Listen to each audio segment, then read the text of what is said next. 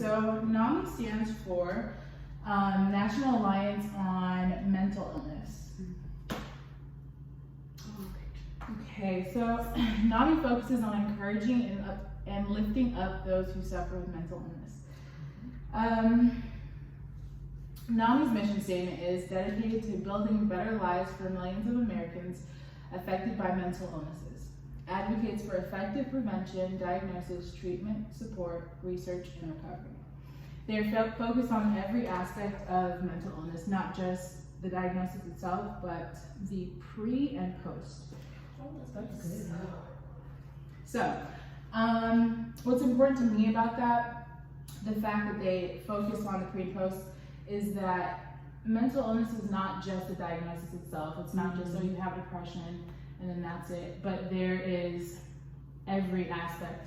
So when you think about the prevention, that's before you even get the diagnosis. That's your parents, that's your grandparents, that's you as a child. Then there's a diagnosis. So in the diagnosis, there's at times people have been diagnosed with, let's say, anxiety, but over time they find out they have bipolar disorder, they have schizophrenia. So there's multiple steps in getting a diagnosis. It takes a lot longer than just, oh yeah, you have this or you have that. Then there's treatment. So that's also a process in itself. There's not just, oh, here's some medication or just talk to a therapist. For each person, there's a different thing that you're gonna have to deal with. Whether that's talk therapy, behavioral therapy, medication, and how much medication. So it's all gonna be different. And then there's support throughout the process of the diagnosis, getting through treatment. You need someone or people who are gonna be there for you, who are gonna support you, help you, push you to get the help that you need, to not put it off, not be too scared. So you need a support system. And then recovery. So just like alcoholics, there's not just, okay, I stopped drinking, so that's it. They're in recovery for the rest of their lives. That's why they say 25 years an alcoholic, 25 years sober, whatever. It is a process of recovery, so you need help through that.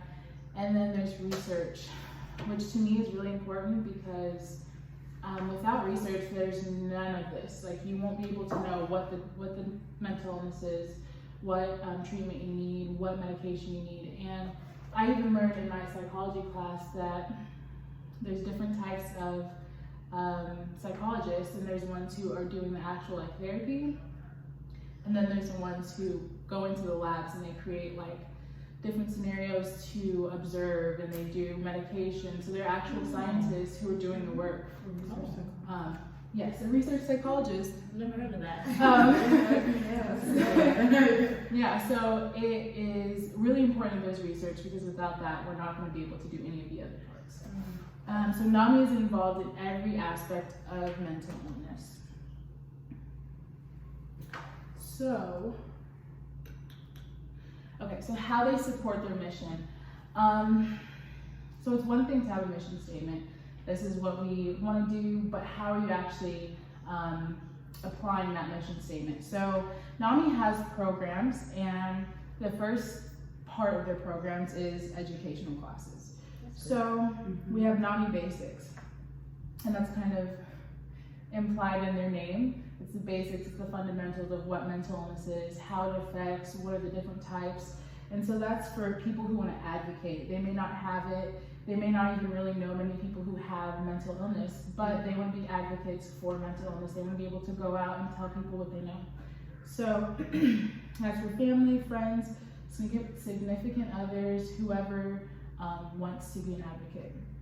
Then there's Homefront.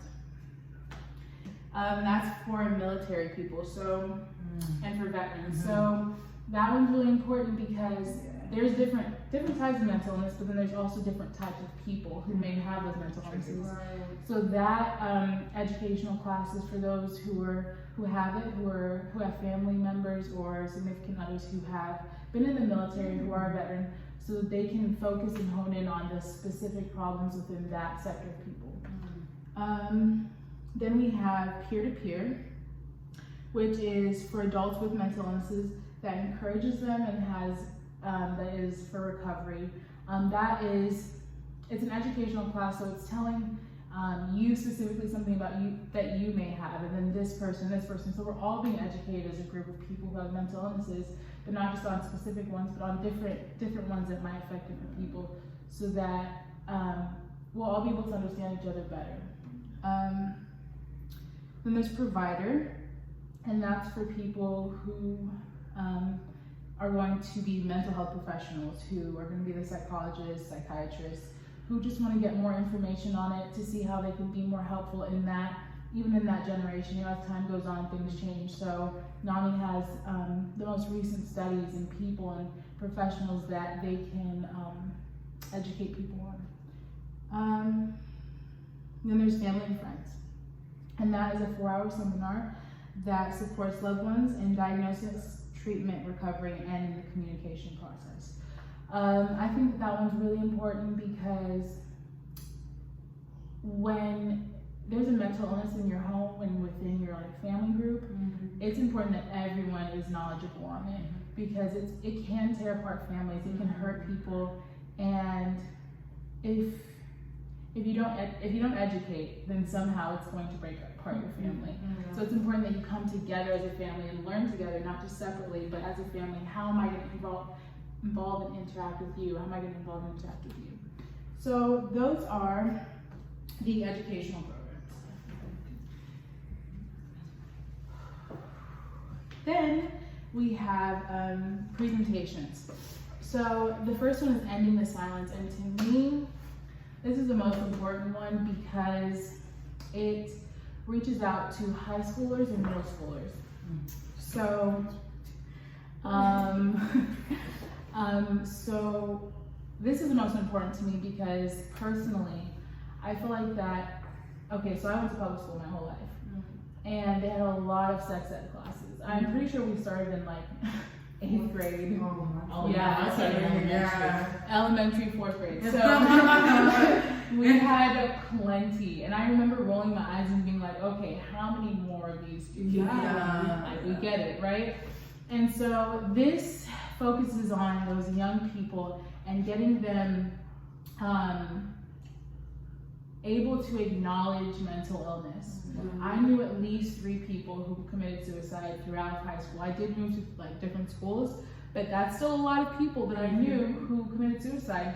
And we didn't even know. A lot of people, I would hear people say, oh, he was really happy. Like, I don't know why, but there had to be warning signs. And so I think that it's important that we get them talking about it. We get them comfortable with speaking on it. And also, if you think about how, okay, for me, I didn't become sexually active until like college, right? But I remember that in all those sex ed classes, the little bit that I paid attention, I remember that information when it came time, when I started actually being sexually active, all those little facts and bits came back to me. And so kids through the ages of 6 to 12, 13, they may not be suffering with mental illness, but eventually they will. And if they have a knowledge of what, okay, this is what's kind of happening with me. I remember hearing about that when I was in middle school. I remember this or that. It's going to help them in the future. And so I think it's really, really, really important that we get into schools and we find a way to like get a hold of young people and get them talking, get them to see the warning signs, because that is going to set them up for adulthood. We talk about preparing people for adulthood. This is it. NAMI has like a whole presentation about it. So I find that one most important to my heart. Then we have In Our Own Voices, and that one is just for the general public, just to get them to be advocates, to get them knowledgeable. You can have a presentation in any of your local schools, local churches, anything where there's a general public, just to get them involved and to promote awareness. Then we have Compartiendo de Esperanza. So that's sharing hope. And that is the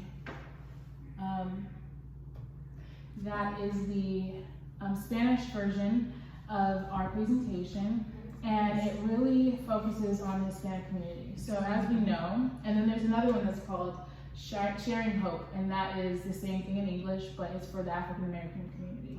So as we know, every community has different stigmas, different mental blocks, different cultures. So it's important to reach people from where they're at.